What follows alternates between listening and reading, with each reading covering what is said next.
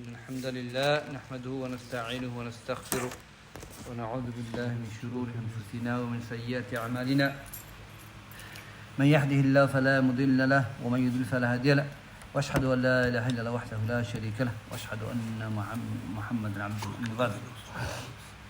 طيب يا إخوان, last we spoke about the hadith, okay, of Ibn Umar radiallahu anhu. بني إسلام على خمسة شهادة لا إله إلا.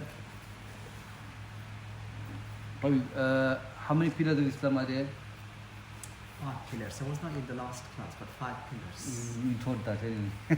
You know that. What's the first pillar? Kalima. What's that? أشهد أن لا إله إلا الله وأشهد أن محمدا شهادة لا إله إلا وأن محمدا عبده ورسوله. That's the first pillar. What does لا إله إلا الله mean? There is no deity truly worthy of worship besides Allah. Okay. لا معبود بحق إلا الله. There is no one deserves to be worshipped in truth except Allah. طيب, what does شهادة محمد صلى الله عليه وسلم mean? We covered this definition. Okay, go on. I think you know it. Go on. I know the short one, لا مثبوت بحق إلا الله. Okay, there's two definitions. لا متبوع بحق إلا رسول الله صلى الله عليه وسلم. No one deserves to be followed in truth except Muhammad صلى الله عليه وسلم. You can, that should be enough. With another one, it includes 4 things. طاعة فيما أمر. طاعة فيما أمر. تصديق فيما أخبر. تصديق فيما أخبر. something نهي وزجر. واجتناب ما نهى والزجر ولا يعبد إلا بما شرع. So what does it mean is that طاعة فيما أمر, following him whatever he commands, the Prophet طاعة فيما تصديق فيما أخبر, to believe everything that he says. اجتناب ما نهى والزجر, اجتناب, to abandon everything that Allah forbade. Okay. ولا يعبد إلا بما شرع, يعني that we should not worship Allah except what He legislated for us. These 4 things are very important. Okay, so that's the second definition of Shahada Muhammad Rasulullah. The first one you can memorize as well. Both of them try to memorize, inshallah. طيب, then we spoke about as-salah. What does salah mean? Were you here last week? No, even I can try. Okay, go on. What does salah mean in language? So to like talk to Allah, to stand in front of Allah. No. What is the salah in language? Linguistically means dua. Dua. Linguistically it means dua. Okay, do you know the ayah? The ayah when وَصَلِّ عَلَيْهِمْ إِنَّ صَلَاتَكَ سَكَنٌ لَهُمْ. Make dua for them. Verily your dua is a tranquility for them.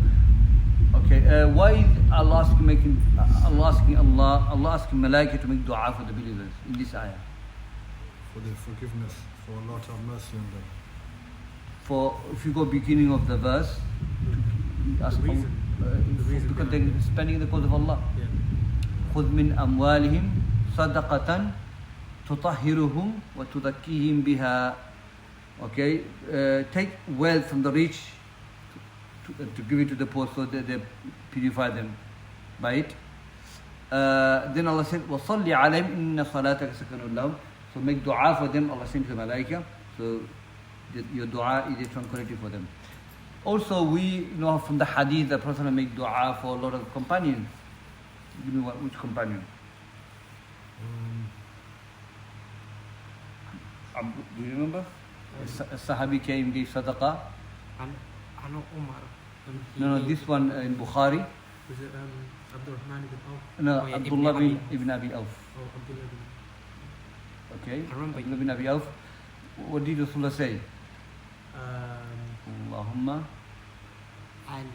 Allahumma salli ala Ali ibn Abi Auf. Allah send prayer to the family of Ibn Abi Auf.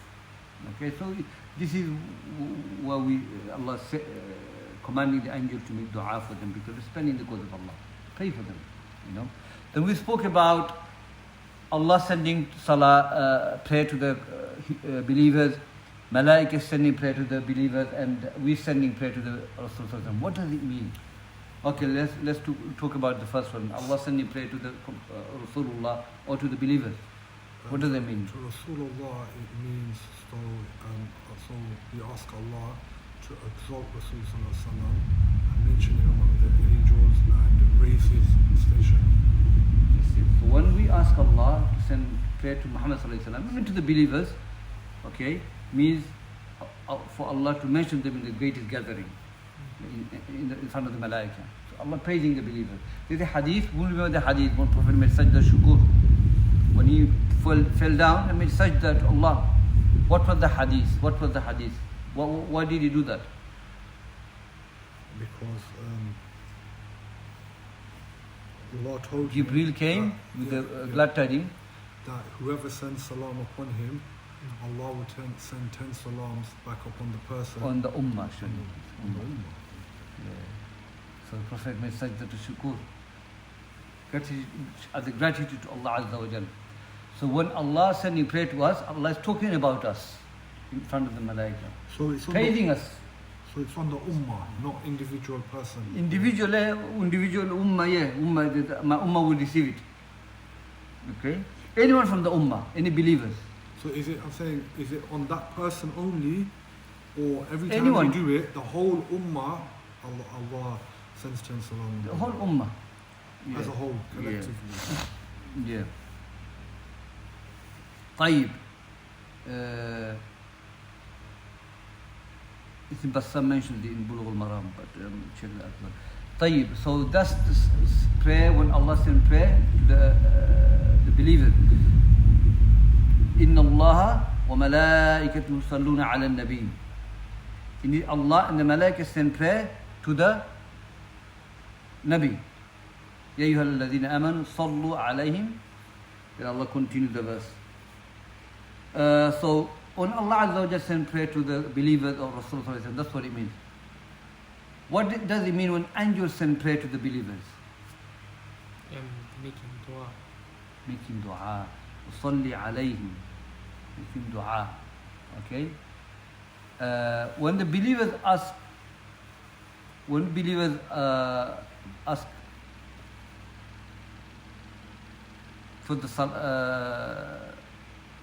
the prayer to be sent, what does it mean? For the believers, asking the believers. If a believer asks another believer, or the believer asks Ask for Allah the for, Prophet. yeah. When believer request, because we say Allah sending the prayer, the Malaika to the believers, and Malaika sending prayer to the companion, the human being, the believers, and lastly, when we send prayer, it means rahmah. Rahmah. I wrote it out anyway. Yeah, I think we discussed it. You said that Yeah. it's like a system. You send salam. Salatul Mu'mineen. Allah exalts the Prophet and raises So his level. when the believers request salah, prayer from Allah, they're requesting rahmah. So the 10 that come back is the angels making dua for you, asking for Allah to have mercy on you. Yeah. So these are three times when the prayer is sent. Okay. The prayer, dua, the prayer, the salah. طيب يا إخوان. We spoke about the ruling of the one who leaves the salah. We're not going to go into that. Zakat. Okay, we leave it now. Inshallah. We spoke about. Let's start the class. Inshallah. I forgot my glasses. No. عن أبي عبد الرحمن عبد الله بن مسعود رضي الله عنه قال حدثنا رسول الله صلى الله عليه وسلم وهو الصادق المصدوق إن أحدكم يجمع خلقه في بطن أمه 40 يوما نطفة ثم يكون علقة مثل ذلك ثم يكون مضغة مثل ذلك. طيب. This hadith of Abdullah ibn Umar radiallahu anhu, Abdullah ibn Mas'ud radiallahu anhu, Abdul Rahman ibn Mas'ud radiallahu anhu, that he said, Prophet narrated to us, who is Sadiqul Masduq. Now before that, Abdullah ibn Mas'ud radiallahu anhu was one of the great companions. He's known as one of the great ulama among the companions. He is known as Hibrul Ummah, meaning the one who possesses a lot of knowledge of the Quran and the tafsir. One of the reciter of the Quran, Prophet said in the Hadith, خُذُوا Quran min Ibn Mas'ud, Ubay bin Ka'ab, because these are Qurra. Ubay bin Ka'ab, Ibn Mas'ud radiallahu anhu. Take Quran from them. And Ibn Mas'ud was known for the Quran kadhalik, and he is also known as tafsir the Quran mufassir. So Ibn Mas'ud radiallahu anhu, a story that I want to mention inshallah, that he was a very skinny man, and he was once he was climbing up a mountain, a tree, and he exposed his leg. Many the companions saw his leg and they were laughing at his leg and talking about his leg, and subhanallah, Prophet heard it and he said to the companions, "You laughing at his leg? Wallahi, his leg in the mizan is more heavier than the mountain Uhud, because of his strive for the deen of Allah Azza wa Jalla." Which Sahaba was that? Abdullah ibn Mas'ud, radiallahu anhu.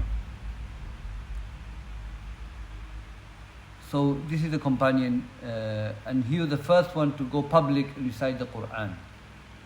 He was the first person to recite the Quran publicly, and he was beaten because of that, radiallahu anhu. And he is one of the ulama from the companion, Ibn Mas'ud. So he says, وَهُوَ صَادِقُ الْمَصْدُوقِ يعني Rasulullah sallallahu alayhi wa sallam. So he's narrating a hadith that he heard from Prophet sallallahu alayhi wa sallam, and he mentioned was Sadiq al-Masduq. This word never mentioned in other hadith, as far as I know. You mentioned in this hadith. This is from Ibn Mas'ud, not from the hadith. He's saying it. And he's saying, Prophet sallallahu alayhi wa sallam narrated this hadith, he's Sadiq, yani he's the truthful one. And Masduq is the what he's narrating is truthful. Okay, so Sadiq, Prophet sallallahu alayhi wa sallam, before he became a prophet of Allah, the mushrik, the kuffar, said this is Amin Sadiq, or Sadiq al-Amin. Sadiq al-Amin, they gave him that title, the truthful one, because even before he became prophet, they trusted him. But look at the hikmah of Allah Azza wa Jal. Why Allah made Rasulullah the messenger? Not Abu Bakr, not Umar was young. Anyone else, he made Rasulullah sallallahu alaihi wasallam. Because people trust him, people love him, okay? And before he became a prophet of Allah, there was an issue in Mecca with the Quraysh, where the judgment needed to be done, and they were saying, what shall we do regarding the bloodstone? What should be placed?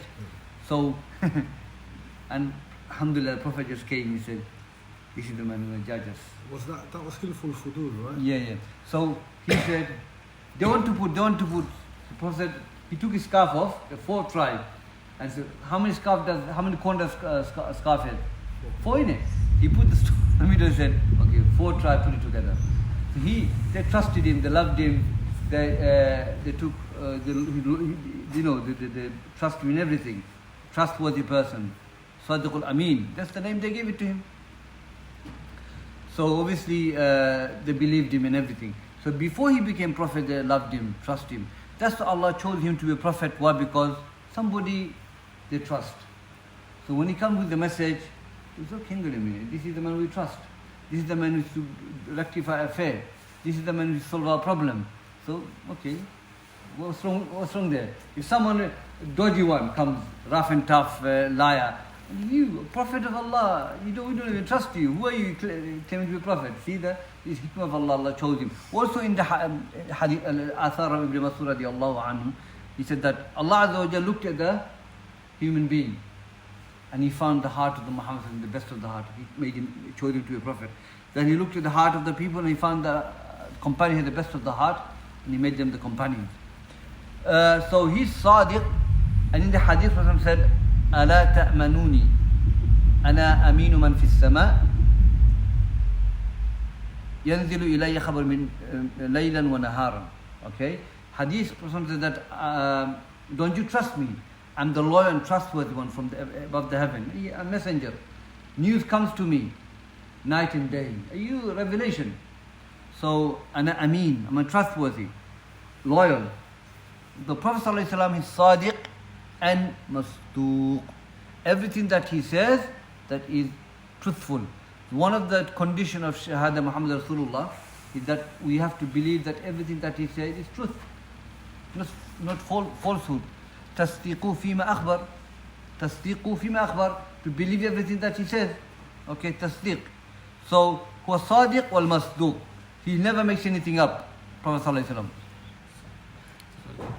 So here we are talking about that this hadith, Ibn Mas'ud narrating, is narrating something that is ilmul ghaib. The Prophet will narrate something from ilmul ghaib. So he said, what he's saying is truthful. And that is how did Allah create us in a mother's belly. This is what we're going to talk about today, inshallah. So, and Imam An-Nawawi brings this.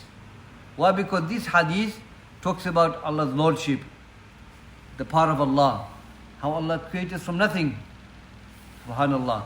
You know, this hadith, lot to learn from it, the quality of Allah. So hadith says, indeed, you're gathered, Allah gathers you in the belly of your mother, okay, 40 days. Nutfa. Nutfa is semen. Then you become the alaqa. And the alaqa is refers to something like morsel of flesh. Clot of blood. Clot of blood, morsel of blood, yeah. Mudra is Yeah, mudra, yeah. Mudra, we haven't come to mudra yet. So it is three stages, okay? And Allah Azza wa Jalla describes us in the Quran, how Allah created us. خُلِقَ مِن مَاءٍ دَافِقٍ. That you are created from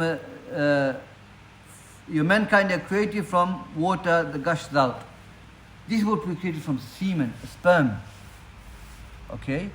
This ma'in dafiq, the ulama said, a semen. Also in the Quran Allah said, إِنَّا خَلَقْنَا الْإِنسَانَ مِن نُطْفَةٍ أَمْشَاجٍ.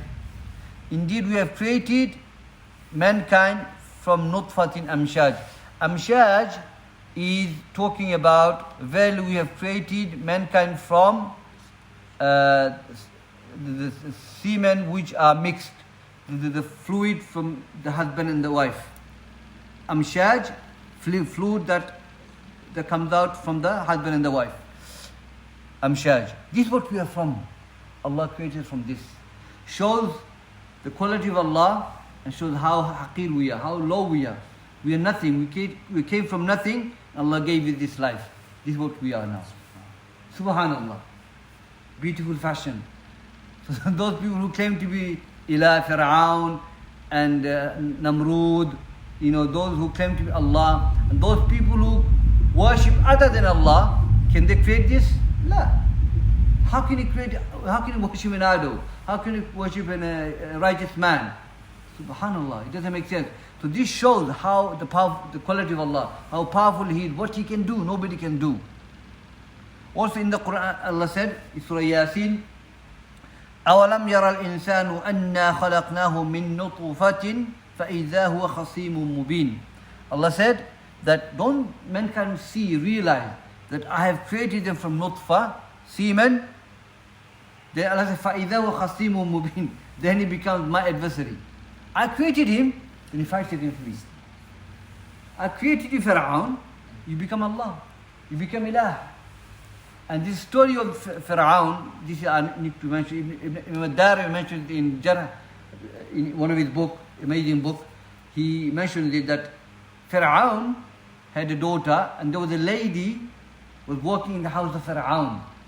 But you see how these people die for La ilaha illallah. So what happens? She was Mashita. Mashita means comber. We don't know her name. She used to comb the hair, daughter of Fir'aun. So the comb fell on the floor. And she said, Bismillah. And she picked it up. You heard the hadith? You know, yeah? You never know this? So she said, Bismillah. Who is Allah? My dad is Allah, Fir'aun. So he said, my Lord, your Lord is same Lord, Allah. He said, no, I'm going to go tell my dad. Don't tell your dad. She went to tell her dad, Fir'aun, and Fir'aun called her. And she had children as well. So he said to Fir'aun, said to Mashita, the believer, said, who is your Allah? He said, my Allah, your Allah is same, Allah, one creator, one Rabb. He said, denounce your faith. Denounce, resign your faith, leave your faith. I will never leave my faith. My Allah is Allah. I will never call you Allah. So if you don't renounce your faith, then I will punish you. You punish me.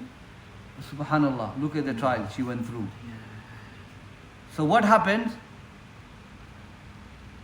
Allah doesn't burden her more than he can bear. She had child, they threw the child. What he did, he got some oil and boiled it. Can you imagine? Boiling oil. He threw the baby in the fire. She never gave up. They burnt. And said, now, you're going to renounce? I'm not going to renounce. I'm going to throw you as well. They throw me in. And she goes, before you throw me, can you bury my bone? Can you bury it? They will bury it. She was burned. She died in the path of Allah. She died. She will never renounce La ilaha illallah. And the hadith said that, La tushriku billah walau hurriqt. Allah said, Prophet said that, do not make shirk with Allah, even you're burnt. And she never made shirk with Allah. Fir'aun's wife, Asya, was a righteous woman. She died in the path of Allah. Allah gave her garden in Jannah. And she saw the garden, saw the house in Jannah. So this lady, believer, her family died. So when Prophet ﷺ went to Jannah, he said, what is this fragrance that I'm coming out? What is this? And Jibreel said, this is the story. She died in the path of Allah. Prophet smelt it from Jannah. The fragrance. So this is how people gave life for the faith. You know? So Allah Azza wa Jal, you know, the Lord of the heaven and the earth, how can a man come and claim to take that lordship? Yadu billah. You know? So Fir'aun claimed to be ilah. Ma alimtu lakum min ilahin ghayri. I do not see you have ilah other than me. He used to say to the Bani Israel, I don't see ilah other than, what are you now? You're dead. You're dead. If you're dead, if you're ilah, then how come you're dead now? Yadu billah. But Allah did not destroy him until he sent Musa alayhi salam. And then he rejected the faith, rejected the message, then Allah destroyed him. But look, Allah left, it's in the Quran, Allah left him as a sign. You can go and see him, and people can see him. Subhanallah. Tayyib. So, Allah Azza wa Jal created us in the mothers of our bellies of our mothers. And this is how Allah describes. And this is what is the first stages of it is a nutfa, then it becomes a alaqa. Okay, alaqa is morsel of flesh, then become mudghatan, which becomes corpse, a body. Okay, this is the stages that how Allah Azza wa Jal create us in the belly. Subhanallah. So this shows, if you think about it, this shows the power of Allah Azza wa Jal. Therefore Allah Azza wa Jal, He's the Lord, He deserves all the worship. What happens when the body becomes the flesh, becomes the body? And the hadith says, ثم يرسل عليك ملكا فينفق فيه الروح ويؤمر بأربع كلمات بكتب رزقه وأجله وعمله شقي أو سعيد. Now, so the malaika comes, and he comes and he blows the ruh by the will of Allah. Allah gives him the authority to do that. The ruh only Allah gives. And this ruh, we don't know what it is. We haven't seen the ruh. We believe in the ruh. Okay? So the ruh, he blows the ruh in that body and becomes alive. Now, then the decree of that individual, all our decree are two types, khas and am. The khas is this, specific decree which is written for us. Am we don't know. But khas, this is what it is. So first thing is written for us, our risk. Our risk, how we're going to earn, where we're going to earn from, halal or haram, but we have to earn halal inshallah. So our risk is written. So when the people fear about risk, your risk is written. Whatever is going to happen, it's going to come, your risk is going to come to you. But you take them in obviously, risk is written. And the risk we're talking about, the ulama said, risk are two types, risk khas wal aam. Aam is everybody get the risk, halal and haram. You know, Allah provides everyone, Muslim, non-Muslim, everybody. And even non-Muslims are in the mother's belly. I mean, the babies of non-Muslims are Muslims, then, because they're born in fitra anyway. So their risk is written as well. And the risk khas is halal risk and the deen of Allah, the Islam. That's a risk as well. So your risk is written. Wa ajalihi, and its time span. How long we can survive in this earth? 50, 55, 60, 70. Hadith says the average is 70, between mid-60 70, could be 75. That's the average lifestyle, the ummah of the Rasulullah. That's why he was worried, isn't it? When he was informed, he said, Ya Allah, my ummah going to live this long, 80 years? The previous nation live 800, 900 years. What am I? They haven't got enough time to worship Allah. Worship Ya Allah. So Allah reveals Surah Al-Qadr, Laylatul Qadr, better than 1,000 months. But if you look at other hadith, how little ibadah Allah gives us so much ajr. Like pray 5 times a day, you get 50 salawat. Okay? You fast Shawwal, you get 1 year reward. You fast Yawm al-Arafah, 2 years reward is forgiven. Sins are forgiven. If you fast Ashura, 1 year sin is forgiven. But little, but lot of ajr, lot of sins are forgiven. So Allah increased that for Rasulullah's ummah. So he felt, okay, look how much he concerned for his ummah. He wants his ummah to enter Jannah. He cares for us. You know, there's a hadith of Prophet, he said that he was standing one night with a companion near the Baqi'. And he said, you know, I want to see my brothers. Sahih Muslim. He said, Ya Rasulullah, aren't we your brothers? He said, no, you're my companions. My brothers who believe without seeing me, I want to see them. I want to see them. SubhanAllah. You know how much he wants to see us.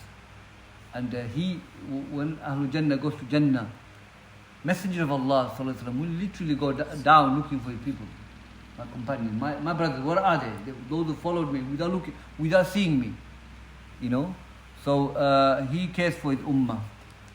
So our time span is very low. That's the Prophet worried. Allah, he made dua, Allah increase the ajr for them more. But time span is low. طيب وعمله, and his action, good or bad, he's going to do. Obviously, someone might say, Akhi, it's a decree for me, ne? Decreed, so it's written for me. So people use this qadr to disobey Allah Azza wa Jalla. They say, I don't pray because you decreed for me, I'm not going to pray. What do you then pray? There's a hadith of Ali radiallahu anhu. The Prophet says, Ma min abd katab Allahu lahu manzila jannah wal nar. That hadith says that Allah Azza wa Jalla, there's no slave except Allah has written his decree, his manzila, paradise or hellfire. Okay, Allah knows, he has knowledge of what's going to happen, isn't it? But Allah has given you choice to do good or bad. The Sahaba said, Ya Rasulullah, lima na'mal. He said, why do we worship? Why do we do righteous action? Natawakkal ala Allah. We just put trust in Allah and just leave it. You know, do good deed, that's what's written for you. So don't just live on decree.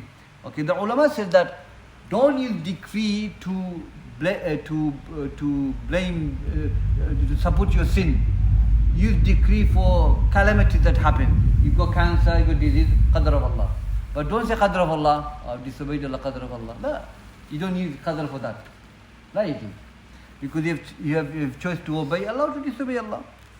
طيب. So our actions are written. What we're going to do in the life. Shaqiyun aw sa'id, happy or sad. You know, it's part of the decree. You know, you got people, I'm sure you've seen people, they have difficult lives, some have an easy life, some have this problem, that problem. You know, this is part of the decree of Allah Azza wa Jal. And if the person is patient, inshallah, so inshallah, expiation for that person. Right? So then the next hadith continues. So these are the decrees are written in the mother's belly, specific one. This is for every human being. Every slave of Allah has this. Okay? General is something we don't know.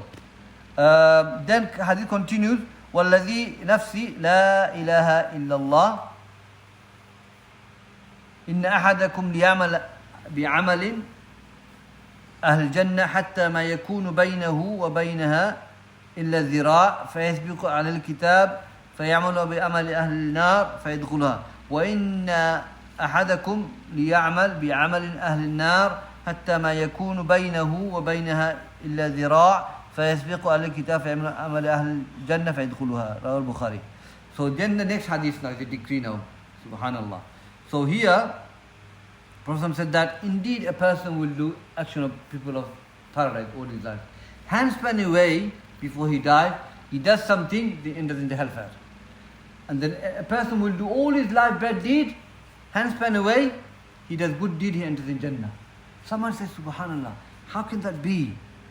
How can that person all his life doing good deed and towards the end of his life he goes to hellfire?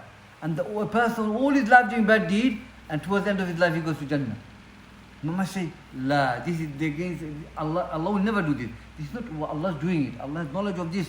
But what it means is that another hadith, Prophet said that إن الرجل ليعمل عمل أهل الجنة فيما يبدو للناس ومن أهل النار وإن الرجل يعمل عمل أهل النار فيما يبدو للناس وهو من أهل الجنة. رواه Bukhari. This hadith will explain this inshallah. Another hadith says that indeed a person will do good deed, person of Ahlul Jannah, person of paradise. But it will seem for the people he's Ahlul Jannah, but he's going to be in the Ahlul Nar. A person all his life will do action of person of hellfire, okay? And it will seem on people that he's going to go to hellfire, but he's going to go to Jannah. Now let me give you an example. Okay, to understand this, that there was a battle, and there was a companion fighting in the battle, okay? And he was very brave, and he's fighting, mashallah, you know? And the Sahaba said, look at this. In their eyes, they think he's going to go Jannah, the way he's fighting. The Prophet said, well, Ahlul Nar, he's the man of hellfire. They were shocked. Okay, obviously to them it looked like he's going to go Jannah, but Prophet said, because the Wahi told him that he's going to go to hellfire. And they couldn't believe it. The hadith says that when that person was injured, he couldn't take the pain, he killed himself. And he made bad statement. And he died, not as a kafir, but died sinful person. So he enters in the hellfire. Look at this. So he was doing the khair, he was doing action of pure of Jannah, jihad fi sabilillah. But look what he ended up in. He ended up in hellfire. But people didn't know that. And another example for the person who he lives his life sinning and sinning, people think he's going to go to hellfire, but then Allah guides him and he enters in Jannah. For example, you can do the story of a man, he hated Islam. He will fight against Islam. That person became Muslim. Allah guided him. Okay, and he entered in Jannah. Umar ibn Khattab radiallahu anhu. Okay, he was going to do the worst of the sin, one of the worst of the sin. What was it? He said, I'm going to go and bring the head of Muhammad sallallahu alaihi wasallam. This is, you're going to think, no, this person is going to go to hellfire. What are you doing? Go to the Prophet's house, bring his head. A'udhu billah. What did Prophet did? Make dua. He became Muslim, became the person of Jannah. The worst became the best. Look, so person can live all his life sinning. We don't know. Allah can guide him, put him in Jannah. So what we learn from this lesson is that that decree of Allah. We don't know the decree of Allah, and we always should fear Allah Azza wa Jal, fear the decree. We don't know how we're going to die. Our end going to be. We don't know. That's why we make dua. Ya muqallib al-qulub, thabbit qalbi ala dinik. O turn of the heart, turn my heart upon your deen. Because we never can guarantee ourselves, I'm practicing now, I'm going to die upon this. No one can say that. Nobody can say that. So we shouldn't look down upon the people practicing. Because remember what we were before, what we were doing. Allah guided us. So we haven't got the green light, green card to go to Jannah. La. Even the Sahabas, Abu Bakr, Umar, the companions who granted paradise in dunya, they never ever felt like that. They feared Allah. They could have said, I'm in promising Jannah, I'm relaxed now. La. Abu Bakr never felt that. Umar never felt that. They felt that I have to worship Allah even more to have that certificate. So the dangerous thing is that once you start practicing, shaitan can come in our mind and make a thing like, oh look, you're better than them. Relax. You know, these people don't practice, you practice. You know, the ujub, the surprise in your heart, you start feeling better than them. Billah. So we always have to be aware of that. So the ulama says that a person can live all his life as a righteous man and then he dies and end up in hellfire. Okay? And we can give a lot of examples. The example of this man, Barsusa. Have you heard of Barsusa? Barsusa is a? Balsisa. Oh, Barsisa, yeah. He's a righteous man. He lives on a mountain. Never disobeyed Allah. He lived his life worshipping Allah Azza wa Jal. But Allah tried him. Fitna of a woman. One of the narrations says that there were three brothers, they had to go somewhere, jihad or somewhere, to fight in the path of Allah. They left the sister with him, and they say, A'udhu Billah, leave her down, bottom of the mountain, leave her there. He's at top of the mountain, away from the people. So what happened? Iblis came in his life and whispering, go check her out, maybe she needs help or something like that. To the end of the story is that he committed fornication with her, and he killed her, he buried her. So when the people came, the brothers came and said, where is our sister? He said, oh, she became ill and she died, I buried her there. So this is a righteous man with no life worth. You leave it. So Shaitan, Iblis came in a form of a human being in a dream, and they said, look, your sister been killed by this man, and this is where he buried her. He couldn't say, no, that cannot be true. His brother said, I had also the same dream. But they are trying to avoid it. But it's coming, the dream is coming and coming. There must be some truth in it. They had to examine that, and they found their sister had been killed. She was pregnant, and so eventually they found out it was this man, isn't it? So he was taken to the prison, and Iblis says, all this I did it. I was the person who advised you to do this. Only one can take you out, is me. If you obey me, I'll help you come out. He said, what is it? Make sajda to me. He made sajda to him. He made him to sajda on him. He said, I've done my job. He done it. Righteous man, look. So it's a trial that was going to be failed. He failed the trial. Subhanallah. The ulama says that situation like this could be because that all his life is worshipping Allah. Maybe worshipping Allah for showing off, or he want worldly gain or something like that, or maybe he has some sort of doubt, or he's upon shirk or things like that, and his heart was misguided. There must be a reason why this happened. The example we gave is the reason behind that. So, inshallah, we try not to have this reason. If we are tested with something, a woman or something like that, billah, or anything, wealth, we have to be careful.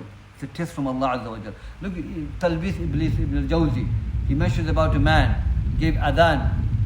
Muazzin gave adhan to complain. He's a beautiful woman, a Christian, and he said, I want to marry you. So go to my father, okay, and see what he said. He said, and he went to the father. He said, look, I want to marry your daughter. He said, yeah, you can marry my daughter, but you have to become a Christian. Because you can marry a Christian woman, but he said, you have to become Christian, then I'll give you my daughter to you. So okay, I'll become Christian. He became Christian. He married her. On that night, he died. Died as a Christian. Look at the trial Allah put him, and he failed the trial. Subhanallah. So this plot of Iblis. So these evidences show that you can live your life worshipping Allah, but toward the end you can just. And the hadith, إِنَّمَا الْعَمَلُ بِالْخَوَاتِمِ. Indeed, every act is judged by the ending. That was the ending. The ending was upon shirk. Subhanallah. So we always have to check our heart. Always. So this is what it means, the handspan away. Because maybe all your life you're worshipping Allah, either showing off, you want, or doubt, whatever. And that end, toward the end the reality came to the heart. Biyadu billah. Okay, Ikhwan. So this hadith talks about, we learn from this how Allah created us. Number one. Number two, we learn from this hadith the rububiyyah of Allah, the quality of Allah. He is the one who possesses lordship, the owner of the life and death, the one who creates from unseen, the one who controls everything. This is the quality of Allah Azza wa Jal. That's what we learn. And no one can do this except Allah. Tayyib? So that was the hadith we covered today. Okay, so you be clear with that, yeah? How a person who worships Allah all his life, and hence by now he goes to the hellfire. Half an hour till Adhan. Huh? Half an hour. Yeah. طيب. We have to break for the Q&A, isn't it? So next hadith we're going to take al-hadith al-khamis, the fifth hadith. عن أم المؤمنين أم عبد الله عائشة رضي الله عنها قالت قال رسول الله صلى الله عليه وسلم من أحدث في أمرنا هذا ما ليس منه فهو رد. رواه البخاري ومسلم. وفي رواية مسلم من عمل عملا ليس عليه أمرنا فهو رد. That whoever does any action that belongs to our deen will be rejected. The first with this hadith narrated by المؤمنين أم عبد الله عائشة رضي الله عنها. Who is Aisha? Aisha is one of the wives of the Prophet ﷺ, one of the 11th wife. I think she was the third wife. All the wives of the Prophet ﷺ, they were widow or divorces. Okay? Except Aisha. Aisha was the only virgin. And the hadith said that Prophet married Aisha when she was 6 and he entered when she was 9. And some might say it's too young. But Aisha radiallahu anha, she became very mature at very early age. And she remembered so many hadith very early age, and she was giving fatwa early, mid 15, 16, 17. She was very sharp. And Prophet ﷺ praised Aisha, and he said about Aisha radiallahu anha that فضل العائشة على النساء كفضل الثريد على سائر الطعام. Abu Musa al-Ashari radiallahu anha read the hadith. The Prophet said that the virtue of Aisha over the rest of the women is a tharid over the rest of the food. Tharid is a type of food, very rich food in the Arab. Okay, that's the virtue of Aisha. Now some say this is after death of Khadija. Now Khadija was one of the first wife of Prophet ﷺ. Okay, and he never wanted to marry anyone when Khadija was alive. He loved her so much. Khadija was going up the mountain to give food to Rasulullah. Hadith of Anas bin Malik radiallahu anhu. And he said that Jibreel says, this is Khadija coming with food and drink. When Khadija comes, tell Khadija Allah has sent salam to her and I have sent salam to her. And Allah has built a house for Khadija in Jannah. Subhanallah. This is Khadija. Allah sending salam from the seventh heaven to Khadija. So when Khadija came, radiallahu anha, with the food, Prophet sent, he sent salam to Khadija, that Allah sent salam to you, and Jibreel has sent salam to you. And you have a house in Jannah, Allah prepared for you. So this is the virtue of Khadija. And that's why anyone who curses women like this, they become out of fold of Islam. These are women loved by Allah. And for you to curse them, takes you out of fold of Islam. Some of the ulama don't see any excuse. As Sufyan ibn Uyayna said that whoever curses a companion, know that the person is Zindiq. Zindiq means kafir. So Khadija and Aisha, there's controversial issues among the ulama. Who is better? Is it Khadija or Aisha? And some says Khadija, some say Aisha. But Shaykh al-Islam ibn Taymiyyah, he harmonized the argument and he said, it depends. He goes, when Prophet became a prophet, Khadija was the best woman. He helped him, she helped him. When Prophet became a prophet, he feared for himself. And Khadija said, don't fear, surely Allah will not humiliate you. Because you honor the people, you respect the people, you bring people tied together, you clothe them, you feed them. Allah will never dishonor you. Allah will never humiliate you. Okay? That's what Khadija said. And Khadija was beside Rasulullah all the time. And he even said to Aisha and all the wives, he said, they will say, you always talk about Khadija. Khadija's passed away, she's bones now. He said, la. When the wahi came down to me, when I went through the difficulties, nobody stood in front of me except Khadija. She supported me. She was always there with me to help me. And I will never forget that woman. Did she say something like, she was old and you have young and what is yeah. He got angry. So he said to Aisha, Aisha became silent. When I needed anyone, nobody was there except Khadija was there to support me. She don't wrap me up. And it's plan of Allah that Allah made Khadija his wife. Because no woman will be able to take this except Khadija. So Khadija radiallahu anha took Rasulullah to Warqa bin Nawfal, who is the cousin of Khadija. And Waraqa bin Nawfal was a believer, was people of Jannah. Prophet said he's Ahlul Jannah. Something he's a Sahabi, something he's not Sahabi. He's the author of Christian because he said, Ya Muhammad, you're a prophet of Allah, because the Bible talks about it, isn't it? It describes the prophet, isn't it? So you're a messenger of Allah, Jibril came to you. And I will defend you as long as I'm alive. I'll defend your message. But he died. Prophet said, Waraqa bin Nawfal in Jannah. Is that what that Quran verse is when Allah talks about the Sabians and the ones before, the ones who believed in the Prophet? The Prophet, Bible talks about coming of Rasulullah as well. So he had the proper book and he was scholar of that book. And Waraqa worshipped Allah alone. So Prophet prophesied. Prophet said he's in Ahlul Jannah. So that's the difference between Khadija and Aisha. So Khadija was best in that aspect, where he defended the Prophet, supported him, believed. She was the first person to believe in Rasulullah, Khadija radiallahu anha. That's aspect of Khadija. When Khadija passed away, Prophet was in shock. That's when he married other wives, his wives. So Aisha comes in now. How Aisha better than Khadija? She's better than Khadija in terms of she memorized a lot of hadith. She narrated a lot of hadith. No one ever done that. After Abu Hurairah was, I think, Aisha who memorized most of the hadith. Okay? And even she was very early age, she was giving fatwa.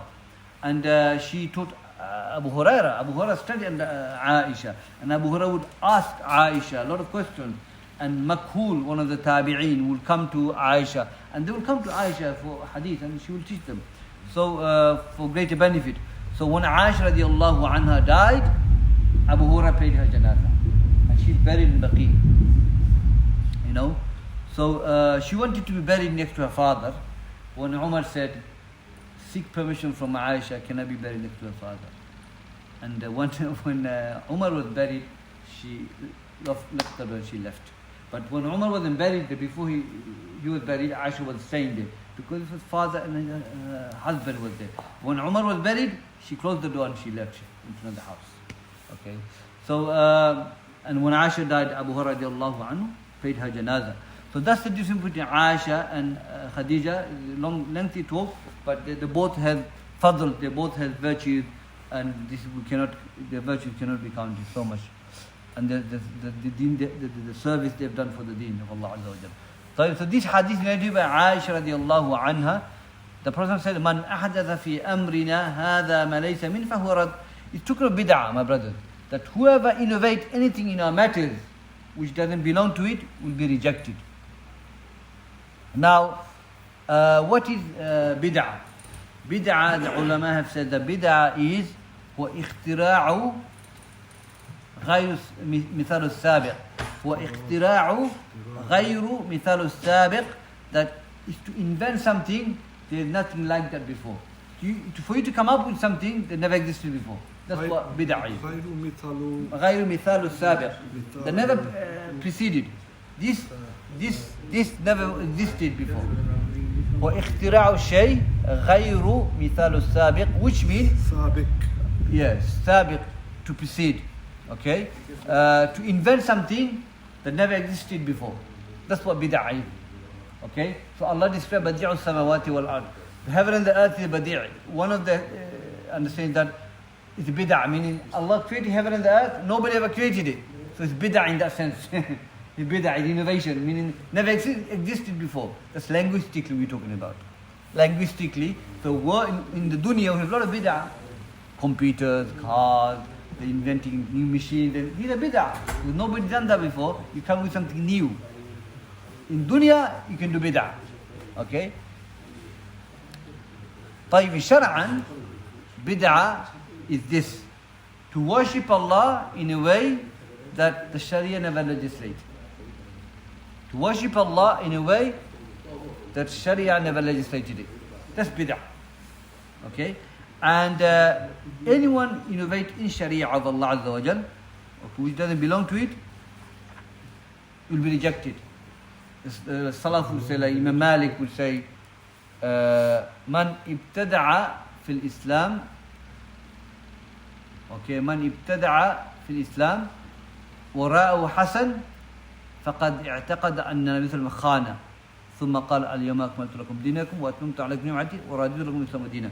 That Imam Malik says that whoever innovates anything in Islam and see is a good thing, then he believes the Prophet has deceived us. Then he says, then he quoted the ayah. Today, Allah said, today I have completed my deen and I have put favor upon you and have chosen Islam as the way of life. So Imam Malik said, this is complete. For you to do bid'ah in Islam and for you to like that, you say Prophet have missed out something. He deceived us. La. So, deen is complete. Nothing to be added or deleted. You cannot innovate anything in Islam. It will be rejected. And some of the Salaf says that if you invent anything if you do bid'ah in the deen, then your sunnah is removed. Subhanallah. And Sufyan al-Thawri says that Iblis, he loved the bid'ah more than the sunnah. Or more than, Iblis loved the bid'ah, okay, more than sin. Okay? He loves bid'ah. He's faqih, shaitan is alim. He goes, if you do bid'ah, people think it's good, let me continue. And he continue to do bid'ah. But if a person commits sin, he knows it's a sin, he's going to make tawbah and Allah will accept the tawbah. He doesn't want that. So do bid'ah. Continue to do bid'ah, 100 rak'ah, whatever, do bid'ah in Islam, because he looks nice. He's not going to make tawbah from it, is he? No, he's going to continue. He loves that. And it's accepted by Allah Azza wa Jalla. Man ahdatha fi amrina hadha ma laysa that whoever innovates anything in Islam doesn't belong to you will be rejected. We have a hadith, the Prophet said, kullu muhtasni bid'ah wa kullu bid'atin dalala. Every novelty is innovation and every innovation is misguided. Every misguided will lead to the hellfire. And Yawm al-Qiyamah, when the Ummah of Rasulullah want to go and drink from the Kawthar, the pond, certain people will be chased away from it. From the Ummah of the Prophet, from the nation of the Prophet. And the Prophet will call out, these are my Ummah. And the Malaika will say, Ya Muhammad, after your death, these people innovated in your deen. And Prophet will say, I'm free from them, I'm free from them. Can you imagine, for you to do bid'ah in the deen, how crime is this? You're saying something halal when Allah never legislated it. So it's very important that we worship Allah with evidences. We cannot do bid'ah. We cannot innovate anything in our deen. Now bid'ah, my brothers, when it comes to bid'ah, different level of bid'ah. How long we left for adhan? 17 minutes. Okay. Bid'ah, the level of innovation. Okay. So bid'ah that take out the full of Islam, bid'ah kabira, major bid'ah, which is that will take out the full of Islam. Like people worship other than Allah, the shirk that spread around the world, the shirk that appeared at the time of Nuh alayhi salam. First time he appeared. Okay, so shirk is bid'ah because you've done something. Sharia never legislated it. Because Sharia says worship Allah alone and you're worshipping beside Allah. That's bid'ah. Because you're inventing something, the Sharia goes against the Sharia of Allah Azza wa Jalla. So that's the biggest bid'ah, the worst bid'ah. You worship beside Allah, or the bid'ah of the Jahmiyyah, who denied Allah's attributes. Okay, don't believe in Allah's attributes. Okay, things like that. So major bid'ah will take out the full of Islam. The ihtifal, the celebration of the Jews and the Christians and the Hindus and their celebration, which is shirkiyat, okay, sacrificing other name of Allah Azza wa Jal. Okay, these are all khurafat, these are all bid'ah, but they will take out the full of Islam. Yeah, these are major bid'ah. The bid'ah which are not major, which can fall into minor bid'ah, which is, for example, sometimes the bid'ah which has asl, foundation in it, how you do is bid'ah. Sometimes you do bid'ah that has no foundation in it. For example, bid'ah, in most of the time, adhkar. When you do adhkar, okay? Adhkar is a sunnah, yeah? We do adhkar after salawat, alhamdulillah, sunnah of the Prophet. Now, for example, to do adhkar, going around the masjid, for example, I'm just giving an example. It's not from the sunnah to do that. What about Yeah.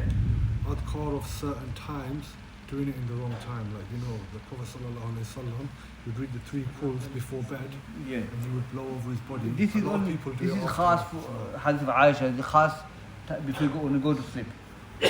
so, Certain khas, certain azkar, certain time. Yes. so if they did Yeah. that But after salah, blowing on your body is when you go to sleep. But after salah, when you do azkar on your finger or bead whatever. Yeah. So you don't blow on your hand and wipe on your body. so No. would that be bid'ah of adhkar? Yeah. What we when you go to sleep? Yeah. It's called ruqya. Small ruqya we do. So Yeah. legislative Yeah. times. So, certain bid'ah we do has no legislation in Sharia. Okay? Like celebrating certain birthday and things like that. As a worship. You think this is worship of Allah? No, it's not. It's not. If you do it as a love, then Abu Bakr should be the first person to do it. The companion should be the first person to do it. Okay? Love is not expressed like that. You have to follow his sunnah. And if you look at the sunnah, no one done that for Prophet. Okay? But this is still minor. He's still a Muslim, but we should avoid these things. Yeah, I had different specifications. Like bid'ah i'tiqadi, bid'ah mukaffira. Bid'ah i'tiqad relate to bid'ah in your belief. So for example, bid'ah in belief, that can be major belief, major one, take out the full of Islam. For example, someone were to believe in his heart, Allah is everywhere. Okay? Or if someone were to believe there is a prophet after Muhammad. That's a major belief. The bid'ah of the belief. But this is major belief. That will major bid'ah. That will take out the full of Islam. You don't believe there is a prophet after Muhammad, khalas. If he's got aqil, baligh, fulfill all this, then it'll take you out of all of Islam. Yeah. That will relate to your belief. Yeah. So this hadith talks about to keep you away from bid'ah. That we should not invent anything in our deen. We should follow the text of the Quran and the Sunnah. Okay? And this is what he's talking about. Clearly, whoever innovates anything in our deen doesn't belong to you will be rejected. Mardud, rejected. Another hadith in Sahih Muslim, whoever does any action which is not part of our deen will be rejected. So talk about ibadah, not dunya. So when Umar ibn Khattab said, ما أحسن هذه البدعة, what a beautiful bid'ah this is. He said about the tarawih, it means that bid'ah linguistically. Because he has done something no one ever done. He called that bid'ah. It's okay. Not bid'ah in the deen. Umar didn't do bid'ah in the deen. He did something no one ever done. You know, both the imams together to pray tarawih. Nobody ever done that. Linguistically, it's bid'ah. This is. No one ever done that. I'm the only one done it. That's why he praised that bid'ah. Not the deen. Okay? To believe Umar innovating in the deen, a'udhu billah. Amirul Mu'mineen. It's a lie against him. Tayyib ikhwan, today we've covered the hadith about bid'ah of Aisha radiallahu anha. Inshallah, we'll continue next week. Jazakumullah khair. Yeah. Yeah. And Nawfal, you said, what's the sound? Who? Nawfal. Waraka bin Nawfal, some said, you must say he's not because he said I will accept it, but he died before the message came, isn't it? So he couldn't accept the message, he died. Before Prophet became Rasul is the one he went out to give dawah. He died before that. But his intention was to defend his message. So he died as a believer. Yes. And if someone denies Sahaba. What is Sahaba? I know I work with some people and they can say that's What do you mean deny? Deny means what is Sahaba? Now Sahaba, I mean they denies, they curse on the Sahabas when they fall out of Islam. Like Shia, some of the Shia. What do you mean? They don't believe in Sahaba? No. Then it's a kufr, isn't it? Denying the hadith of Prophet Khalil al-Qarni, the specific hadith of Aisha, Khadija. It's kufr. Because Ibn Umar said that to deny authentic hadith is kufr. So if I say I don't believe in Abu Bakr, it's kufr. Because Prophet praised Abu Bakr Siddiq. Like most of the Shias and the Qadiyanis. Yeah. So it is kufr, yeah. Some part of the Shias is quoted on Because Allah said, وَالسَّابِقُونَ أَوَّلُ مِنَ الْمُهَاجِرِ وَالْأَنصَارِ. Allah talks about Sahaba in the Quran. The Muhajir and the Ansar, these are Sahaba. So if you say I don't believe in Sahaba, then you say I don't believe in the Muhajir and Ansar. You're denying the verse of the Quran. It's kufr. It's kufr. Yeah, it's kufr. Clear. Yeah, it's kufr. What ayat is it? Yeah. والسابقون الأولون من المهاجرين والأنصار. Do you know what verse? Do you know what verse this is? والسابقون الأولون من المهاجرين والأنصار. I don't know by what surah. Maybe it is. I don't know. So we can check it. Inshallah, we'll give it to the brother. Inshallah. Any questions? Salas?